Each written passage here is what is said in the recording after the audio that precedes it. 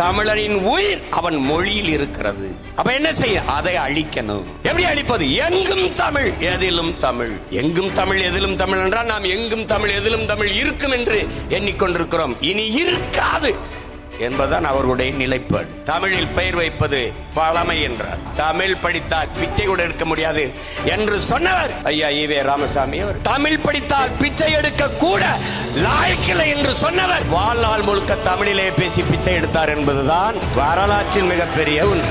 தமிழ் சனியன் விட்டு ஒழியுங்கள் என்றார்கள்.